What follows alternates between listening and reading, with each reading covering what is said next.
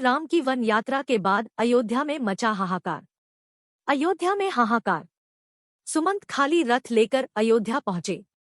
लोग दौड़ दौड़ कर पूछते, मंत्रीवर, राम कहाँ है? राम लक्ष्मण और सीता को कहाँ छोड़ आए? सुमंत नीची गर्दन किए बिना बोले ही राजमहल की ओर बढ़ते गए। उन्हें अकेला आते देखकर रानियां भी जोर जोर से रोने लगी। राजा ने भी पूछा, बेटा राम कहाँ है? पुत्री सीता न जाने कैसे रहती होगी। राजा अनाथ की तरह रोने लगे।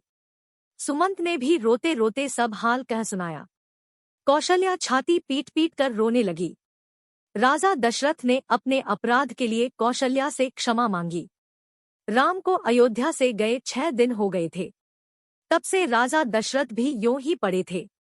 आधी रात होने को आई, तब उनका श्रवण कुमार के पिता द्वारा दिए गए शाप की याद आई। उन्होंने कौशल्या से कहा, एक बात मैंने तुमको अब तक नहीं बताई, आज बताता हूँ। हमारे तुम्हारे विवाह के पहले की घटना है। एक बार वर्षा ऋतु में सरयू नदी के किनारे में शिकार खेलने गया। उन दिनों शब्दभेदी बाण चलाने का मुझे बड़ा शौक था। अंधेरा हो चला था। एकाएक नदी में से हाथी के पानी पीने की सी आवाज आई। उसी को लक्ष्य करके मैं बाण चला दिया। तभी मनुष्य के तड़पने की आवाज आई। मैं घबराया हुआ वहां पहुंचा तो देखा कि एक तपस्वी बालक घायल हुआ करा रहा है। पास में एक घड़ा भी पड़ा है। वह रोते रोते बोला, मेरे अंधे माँ बाप प्यासे उस आश्रम में बैठे मेरी राह देख रहे होंगे। कृपा कर उनके लिए पानी लेते जाइए। इतना कहकर उसने दम तोड़ दिया। मैं जल लेकर आश्रम में गया।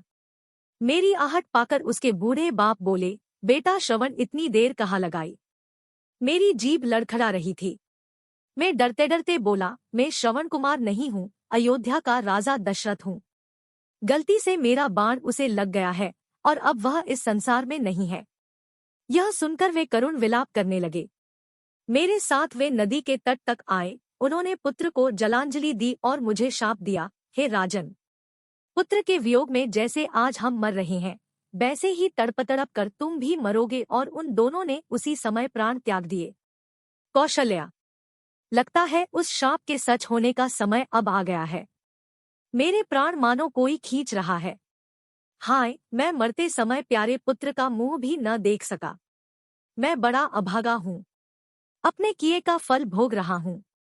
हाँ राम, हाँ राम, कहते हुए दशरथ ने प्राण त्याग दिए। रानियां राजा के बलपौरुष का वर्णन करती हुई करुण स्वर में विलाप करने लगी। मंत्रियों ने राजा के शव को तेल से भरे कड़ा में रखवा दिया। फिर मंत्रिपरिषद ने विचार करके भरत को बुलवाने का निश्चय किया। हवा की गति से चलने वाले घोड़ों पर दूत भेजे गए। उनसे कह दिया गया था कि कैकेय देश में पहुंचकर केवल इतना कहें कि आवश्यक कार्यवश गुरु ने भरत को तुरंत बुलवाया है। ननिहाल में भरत का मन उचट रहा था। तरह तरह की बातें उनके मन में उठती थी। जैसे ही उनको दूत का संदेश मिला, वे नाना मामा से विदा लेकर शत्रुघ्न के साथ अयोध्या को चल पड़े। नदी पर्वत लांघते हुए 8वें दिन वे अयोध्या आ पहुंचे। नगर में चारों ओर सन्नाटा था। बाजार बंद थे। नगरवासी भरत को देखकर मुंह फेर लेते थे। भरत घबराए हुए अपनी माता के महल में गए और ननिहाल का कुशल समाचार बताकर पिता और भाई राम के बारे में पूछने लगे। कैकेयी ने हंसकर कहा, तुम्हारे पिता तो स्वर्ग चले गए। वे इस पृथ्वी का सुख भोग चुके थे।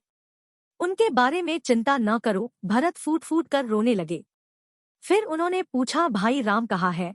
कैकेयी ने हंस हंस कर अपने वरदान तथा राम लक्ष्मण और सीता के वन जाने की सारी बातें कह सुनाईं। वह बोली, बेटा भरत, मैंने तुम्हारे लिए ही सब कुछ किया है। अब चिंता छोड़कर अयोध्या की राज्यलक्ष्मी का भोग करो। भरत को माता पर बड़ा रोष आया। वे बोले, पापिनी, तूने यह क्या किया? इक्ष्वाकु वंश की तूने नाक काट दी। ऐसा ही करना था तो मुझे जन्मते ही क्यों न मार डाला। इस बीच राज्य के मंत्री भी वहां आ गए थे। उनके सामने भी उन्होंने कैकेयी को बहुत भला बुरा कहा। वे बोले, मंत्रियों, आप भी सुन लें, मेरी माँ ने जो कुछ किया है उसमें मेरा कोई हाथ नहीं। मैं शब्दपूर्वक कहता हूँ। यह कहकर भरत तुरंत ही माता कौशल्या के पास चल दिए और उनसे लिपटकर बच्चे की तरह बिलखकर रोने लगे। माता ने उन्हें धीरज बंधाया। फिर वे भी पछाड़ खाकर भूमि पर गिर पड़ी। भरत ने माता को भी तरह तरह से सांत्वना दी। रात भर भरत पिता और भाई राम की याद करके रोते रहे। उन्होंने माता के सामने सैकड़ों तरह की सौगंध खाई और कहा कि जो पाप कर्म कैकेयी ने किया है उसका मुझे पता भी नहीं। जिसकी सम्मति से यह हुआ हो उसकी बुरी गति हो। सवेरा होने पर राजा दशरथ का चंदन की चिता पर दाह संस्कार किया गया। भरत ने सब अंतिम संस्कार गुरु के बताए अनुसार विधिवत किया। अगले दिन मंत्रियों और नगरवासियों को बुलाकर भरत ने कहा, अयोध्या का राज्य सबसे बड़े भाई राम का है। हम आप सभी उन्हीं के हैं। राम को लौटा लाने के लिए मैं कल ही चित्रकूट जाऊंगा। आप भी चलें। माताएं भी चलेंगी, प्रजा भी चलेगी और साथ में चतुरंशिनी सेना भी रहेगी। गुरु वशिष्ठ जी से भी मैं चलने के लिए प्रार्थना करूंगा। तो राजा दशरथ के प्राण त्यागते ही अयोध्या में ऐसे मचा हाहाकार। बाकी की कहानी अगले भाग में। वीडियो देखने के लिए आपका शुक्रिया। वीडियो अच्छी लगी हो तो लाइक और शेयर करें। हमारे चैनल को सब्सक्राइब करना न भूले और बेल आइकॉन प्रेस करें ताकि ऐसे और वीडियो का नोटिफिकेशन आपको मिलता रहे।